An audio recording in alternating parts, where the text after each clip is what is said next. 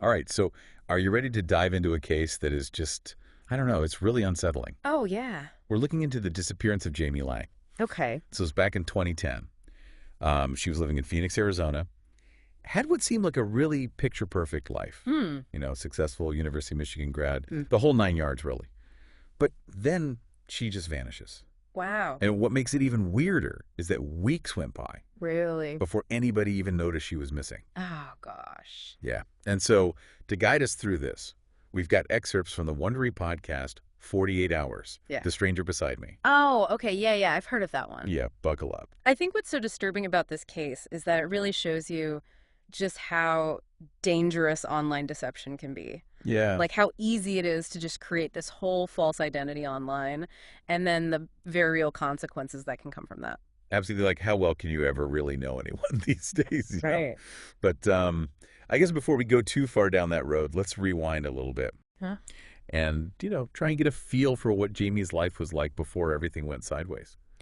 Yeah, so we really need to go all the way back to her college days. Okay. She went to the University of Michigan, and she was part of this really, really tight group of friends. They called themselves the 516 Girls. Okay. They were close, super close, like the kind of friendships that last, way beyond graduation. Wow. So, like, ultimate squad goals. I'm getting like a Sex in the City vibe, but with maize and blue instead of Cosmos. Yeah, kinda. Okay. But here's where it gets interesting.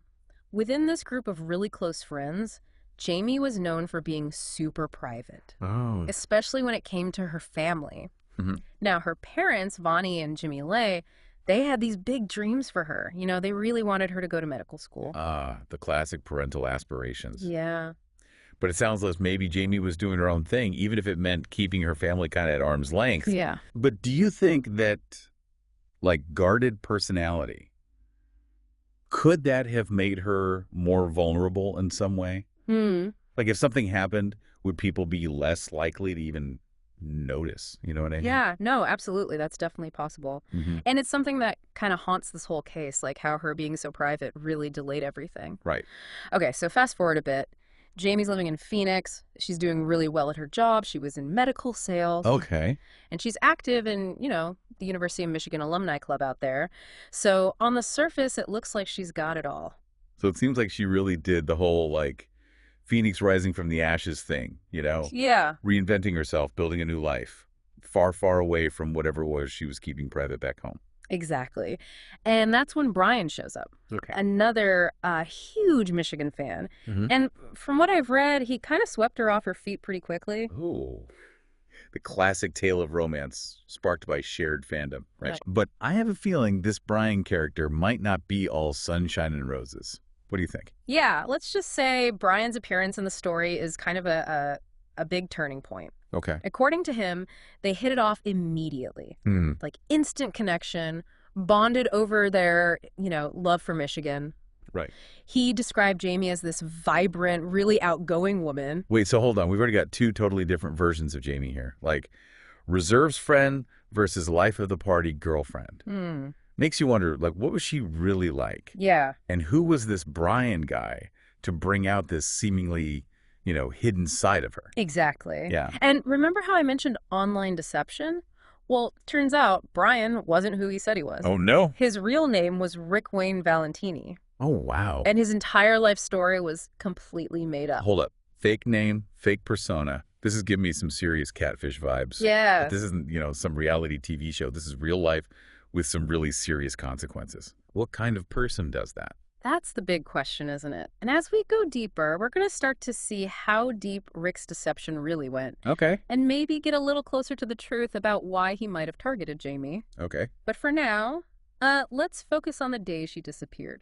Okay, so let's break down what actually happened on the day Jamie disappeared. Well, this is where things get messy because Brian's story keeps changing. Oh, okay. So at first, he said that Jamie left for Colorado after they had a fight, Okay. but then his story changed and he said that, no, she was actually still in Phoenix. Even she was going back and forth between their house and his new condo.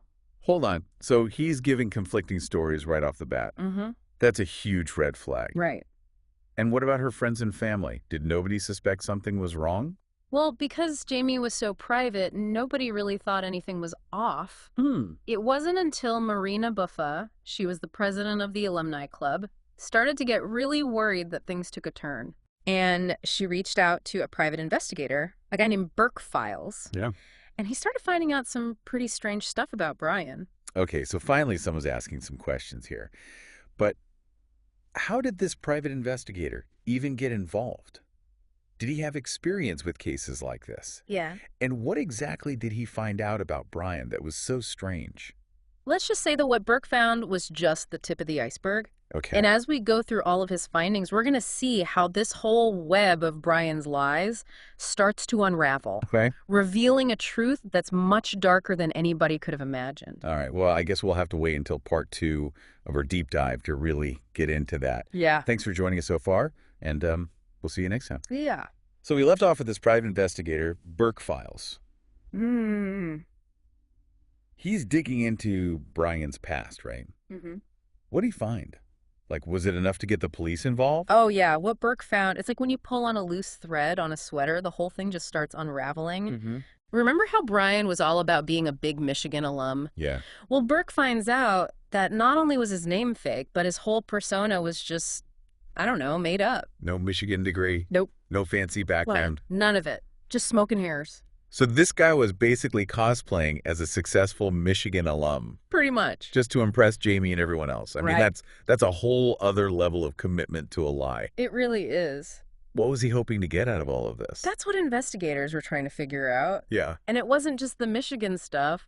Burke digs deeper and finds out, get this, multiple ex-wives, Woof. kids he'd abandoned, a dishonorable discharge from the military. It's like every part of his life was fabricated. Wow, this is way more than just like a catfish situation. This guy's a full-blown con artist. It's crazy that he could keep this up for so long. I know. So how did he even meet Jamie in the first place? Well, that's where the University of Michigan Alumni Club comes in. It seems like he specifically went after that group, Oh, okay. figuring they'd be more likely to, trust someone who was also a Wolverine fan. Right, right. It's kind of a scary reminder that even in groups where everyone seems close, you can't always be sure who you're really dealing with. Now remember, this was all before social media really blew up. Can you imagine what someone like Brian could do with today's technology? I don't even want to think about it. I know, it's a scary thought. It is. It makes you realize how important it is to be careful online. Totally. So, back to Jamie's case. When the alumni group found out about Brian's real identity, it was a huge shock. I bet. And it finally made Jamie's parents get involved. Okay. And that's when the police officially started their investigation. Okay, so the police are on the case finally, but there's no physical evidence, right? Right. No body, no crime scene. Where do they even begin with something like this? Well, this is where it gets kind of interesting. Because there's no physical evidence, they basically had to rely on what they called a virtual crime scene. Virtual crime scene. Yeah. What does that even mean? So think digital footprints, financial records, cell phone data, all that. They had to piece together what happened from these little bits and pieces of Jamie's online life. So they basically had to become like digital detectives. Exactly. That must have been so hard, like trying to solve a puzzle with half the pieces missing. It was a tough one, for sure. So what did they find? Was there anything that actually tied Brian, or Rick, as we should call him, to Jamie's disappearance? Well, here's what the investigators found. First, there was Jamie's online activity, or I guess lack of activity. Okay. After a certain point, it just stops. No emails, no social media posts, nothing. Okay, that's weird, but it doesn't necessarily mean anything bad happened, right? People disappear sometimes. Yeah, that's true. But then you add in the financial records, they found that Rick was using Jamie's credit cards after she disappeared, Uh-oh. buying stuff that didn't match her normal spending habits at all. Okay, so now things are starting to look bad for Rick. But did they find any solid evidence connecting him to Jamie? Something that really proved he was involved? Do you remember how Jamie was always really organized? Yeah. And always kept her ID on her? Uh-huh. Well, when the police searched Rick's stuff, they found something pretty disturbing. Her driver's license, but it had been cut up into tiny pieces. Oh my gosh, that's just, I don't even know what to say. It's like he was trying to like erase her. Yeah. That's a pretty huge piece of evidence. Did Rick try to explain that away? Or did he deny everything? Of course he denied it, but there was just too much evidence piling up against him. And as the investigation went deeper, they uncovered some even more troubling things about Rick's past. Stuff that really made it seem like he was capable of lying and manipulating people to an extreme degree. So what happened next? Did all of this lead to an arrest and a trial? Yeah, it did. And the trial was huge. It was all over the news. The prosecution laid out this really detailed case using all the digital evidence to tell a story of how Rick tricked and manipulated Jamie and how it all led to her vanishing. Wow.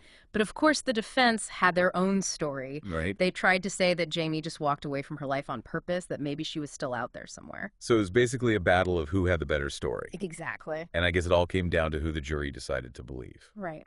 What about Jamie's friends and family, though? What was their role in all of this? Yeah, what about them?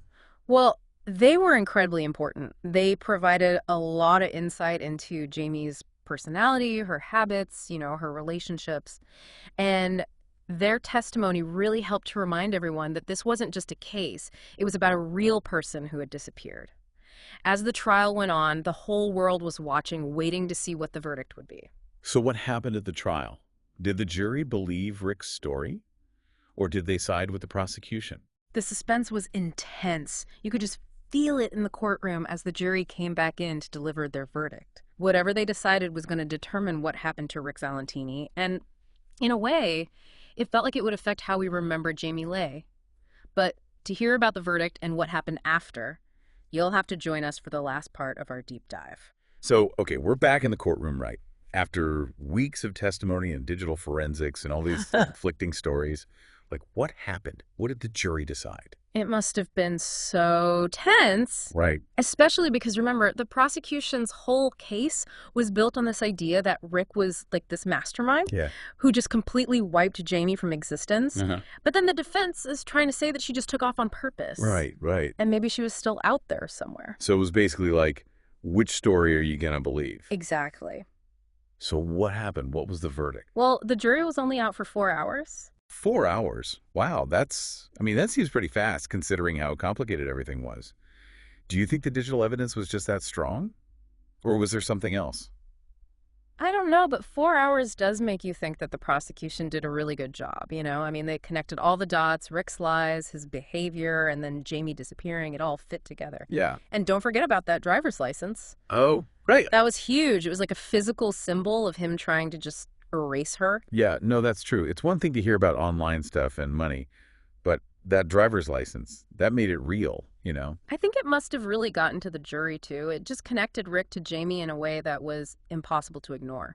And remember, this was when digital forensics was still pretty new. So I think seeing that ID, that helped them understand that what happened online could have real-life consequences. It definitely shows that even in this digital world we live in, sometimes it's those physical pieces of evidence that have the biggest impact.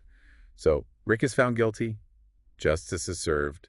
Does that mean it's case closed? Well, not really, because remember, they never found Jamie's body. Oh, right. And that just leaves this huge question mark hanging over the whole case. Yeah, that's what makes it so unsettling, Even though there was a guilty verdict, there are still so many unanswered questions. Did Rick ever say what happened to her? Did he show any remorse or anything? No, not at all. He kept insisting that he was innocent, even after the verdict. He kept making up these stories, saying that Jamie was alive and that someone was setting him up. It's like he actually believed his own lies, or maybe he was just so used to lying that he couldn't admit the truth anymore. That's scary, isn't it, to be so caught up in a lie that you lose touch with reality? It's terrifying, and it shows how powerful self-deception can be, how people can create their own reality even when it's based on nothing but lies. You could say that Rick ended up trapped in his own web of lies. It's just sad all around. A young woman disappears, this con man gets put away, but no one knows what happened to Jamie. And her family and friends are left with this pain of not knowing, all these unanswered questions.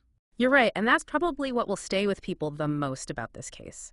It shows that even when someone is convicted, there isn't always closure. The mystery remains, the questions are still there, and the search for answers goes on.